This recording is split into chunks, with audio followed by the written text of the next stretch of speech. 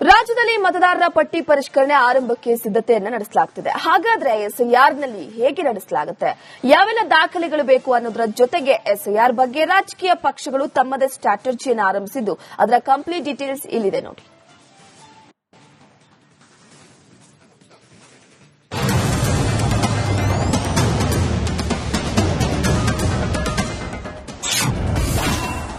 SIR ಆರಂಭಕ್ಕೆ ಸಿದ್ಧತೆ ಹೇಗೆ?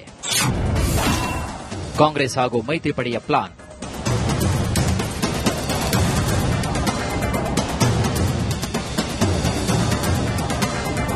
ದೇಶದ ಅನೇಕ ರಾಜ್ಯಗಳಲ್ಲಿ ಈಗಾಗಲೇ ಎಸ್ಐಆರ್ ಪ್ರಕ್ರಿಯೆ ನಡೆದಿದ್ದು ಲಕ್ಷಾಂತರ ಮತದಾರರ ಹೆಸರು ಮತಪಟ್ಟಿಯಿಂದ ಕೈಬಿಟ್ಟು ಹೋಗಿವೆ. ಇದರಿಂದ ಪಕ್ಷಾತೀತವಾಗಿ ತಮ್ಮ ಮತದಾರರನ್ನ ಕಳೆದುಕೊಂಡಿದ್ದು ಇದೇ ಎಸ್ಐಆರ್ನಿಂದ ಅನೇಕ ಪಕ್ಷಗಳು ಸೋಲನ್ನ ಕಂಡು ಮಕಾಡೆ ಮಲಗಿವೆ. ಇದನ್ನು ಗಮನಿಸಿರುವಂತಹ ರಾಜ್ಯ ಕಾಂಗ್ರೆಸ್ ತನ್ನ ಮತದಾರರನ್ನ ಕಳೆದುಕೊಳ್ಳಬಾರದು ಅಂತ ಎಚ್ಚರಿಕೆ ಹೆಜ್ಜೆ ನೀಡಿದೆ. ಅದಕ್ಕೂ ಮುನ್ನ ಎಸ್ಐಆರ್ ಹೇಗೆ ನಡೆಯುತ್ತೆ ಅಂತ ಹೇಳ್ತೀವಿ ಕೇಳಿ.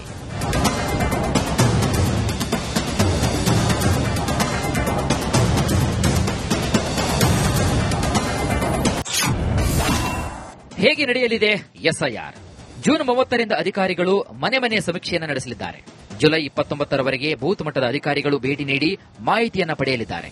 ಆಗಸ್ಟ್ 5ರಂದು ಮತದಾರರ ಕರಡು ಪಟ್ಟಿಯನ್ನು ಬಿಡುಗಡೆ ಮಾಡಲಾಗುತ್ತದೆ.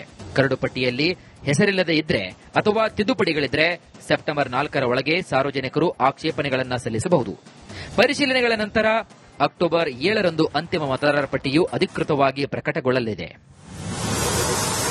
ಹಾಗಾದರೆ ಎಸ್ಐಆರ್ಗೆ ಯಾವೆಲ್ಲ ದಾಖಲೆ ಬೇಕು ಅಂತ ನೋಡೋದಾದ್ರೆ, ಎಸ್ಐಆರ್ಗೆ ಯಾವೆಲ್ಲ ದಾಖಲೆ ಬೇಕು? ಆಧಾರ್ ಕಾರ್ಡ್ನ ಗುರುತಿನ ಚೀಟಿಯಾಗಿ ಮಾತ್ರ ಅಧಿಕಾರಿಗಳು ಪರಿಶೀಲನೆ ನಡೆಸಲಿದ್ದಾರೆ. ವಾಸ ಪ್ರಮಾಣಕ್ಕಾಗಿ ವಿದ್ಯುತ್ ಬಿಲ್ ಅಥವಾ ನೀರಿನ ಬಿಲ್ ಕೇಳುವ ಸಾಧ್ಯತೆ ಇದೆ.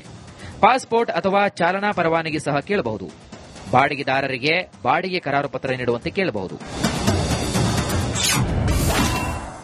ಎಸ್ಐಆರ್ ಬೆನ್ನಲ್ಲೇ ನಾಯಕರು ಅಲರ್ಟ್.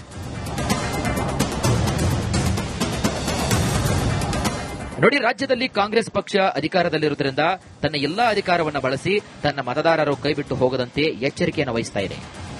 ಇನ್ನು ಈಗಾಗಲೇ ಅಧಿಕಾರಿಗಳ ಸಭೆ ನಡೆಸಿರುವಂತಹ ಸಿಎಂ ಡಿಕೆ ಶಿವಕುಮಾರ್ ಯಾವುದೇ ಮತದಾರರು ತಮ್ಮ ಮತದ ಹಕ್ಕನ್ನು ಕಳೆದುಕೊಳ್ಳಲು ಬಿಡಬಾರದು, ಪ್ರತಿಯೊಬ್ಬರಿಗೂ ಕೂಡ ಮತ ಹಾಕುವ ಹಕ್ಕು ದೊರೆಯಬೇಕು. ಆ ನಿಟ್ಟಿನಲ್ಲಿ ಬಿಎಲ್ಒಗಳಿಗೆ ಸೂಚಿಸಿ ಅಂತ ಖಡಕ್ ಎಚ್ಚರಿಕೆ ನೀಡಿದ್ದಾರೆ.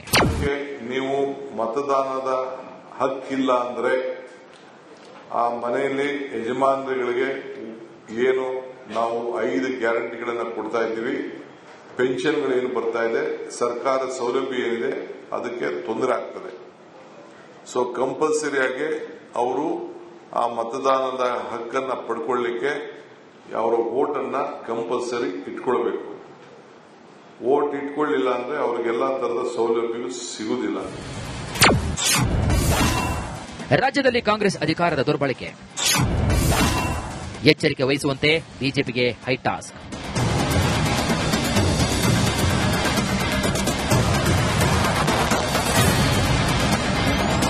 ಈಗಾಗಲೇ ರಾಜ್ಯಕ್ಕೆ ಆಗಮಿಸಿದ್ದ ಬಿಜೆಪಿ ರಾಷ್ಟ್ರೀಯ ಅಧ್ಯಕ್ಷ ನಿತಿನ್ ನವೀನ್ ಇದೇ ವಿಚಾರದ ಬಗ್ಗೆ ಎಚ್ಚರಿಕೆಯನ್ನ ಕೊಟ್ಟು ಹೋಗಿದ್ದಾರೆ. ರಾಜ್ಯದಲ್ಲಿ ಕಾಂಗ್ರೆಸ್ ಪಕ್ಷ ಅಧಿಕಾರದಲ್ಲಿರುವುದರಿಂದ ಮತದಾರರು ಕೈಬಿಟ್ಟು ಹೋಗದಂತೆ ಉಳಿಸಿಕೊಳ್ಳುವಂತಹ ಪ್ರಯತ್ನ ಮಾಡುವ ಸಾಧ್ಯತೆ ಕೂಡ ಇದೆ. ಅಕ್ರಮ ಮತದಾರರನ್ನ ಮರು ಸೇರ್ಪಡೆಯಾಗದಂತೆ ನೋಡಿಕೊಳ್ಳಬೇಕು. ಈ ಬಗ್ಗೆ ನಮ್ಮ ಪಕ್ಷದ ಬಿಎಲ್ಎ 1, ಬಿಎಲ್ಎ 2ಗಳು ಎಚ್ಚರಿಕೆಯನ್ನು ವಹಿಸಬೇಕು. ಡಿಲೀಟ್ ಮಾಡಿದಂತಹ ಮತದಾರರ ಪಟ್ಟಿ ನಮ್ಮ ಬಳಿ ಇರಬೇಕು. ಪಟ್ಟಿ ಅಂತಿಮವಾದ ಬಳಿಕವೇ ಪ್ರತಿ ಬೂತ್ ಮತ ಪಟ್ಟಿಯಲ್ಲಿ ಡಿಲೀಟ್ ಆಗಿರುವಂತಹ ಮತದಾರರನ್ನ ಮತ್ತೆ ಸೇರ್ಪಡೆ ಮಾಡದೇ ಇದ್ರೆ ಆ ಬಗ್ಗೆ ದೂರು ನೀಡಿ ಮತ್ತೆ ತೆಗೆಸಬೇಕು ಅಂತ ಟಾಸ್ಕ್ ನೀಡಿ ಹೋಗಿದ್ದಾರೆ.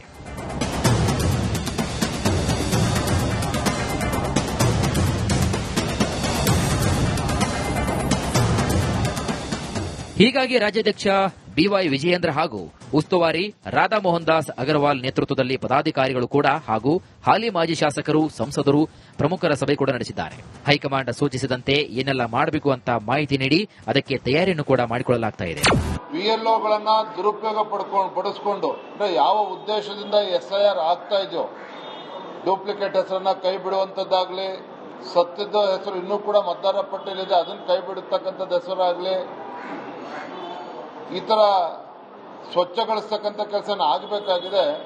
ಇದು ಸರಿಯಾದ ರೀತಿಯಲ್ಲಿ ಕರ್ನಾಟಕದಲ್ಲಿ ಆಗ್ತಾ ಇಲ್ಲ. ಇದಕ್ಕೆ ರಾಜ್ಯ ಸರ್ಕಾರ ಎಲ್ಲೋ ಬಿಎಲ್ಒ ಮುಖೇನ ಅಡ್ಡಿಪಡಿಸುವಂತ ಕೆಲಸ ಮಾಡ್ತಾ ಇದ್ದಾರೆ ಅನ್ನೋ ಭಾವನೆ ಬಹುತೇಕರು ಎಲ್ಲರಲ್ಲೂ ಕೂಡ ವ್ಯಕ್ತ ಆಗಿರುವಂತದ್ದು.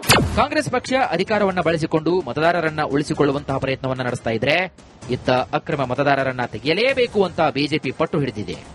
ಜೆಡಿಎಸ್ ಪಕ್ಷ ಎಸ್ಐಆರ್ಗೆ ಬೆಂಬಲವನ್ನ ಸೂಚಿಸಿದರೂ ಕೂಡ ಯಾವುದೇ ರೀತಿಯ ಸಮಸ್ಯೆಯಾಗದಂತೆ ಮಾಡಬೇಕು ಅಂತ ಸ್ಪಷ್ಟವಾಗಿ ಹೇಳಿದೆ. ಆದರೆ ರಾಜ್ಯದಲ್ಲಿ ಎಸ್ಐಆರ್ ಅಂತಿಮವಾದ ಬಳಿಕವೇ ಏನೆಲ್ಲ ಆಗಲಿದೆ ಅನ್ನೋ ಕುತೂಹಲವನ್ನ ಕೆರಳಿಸಿದೆ.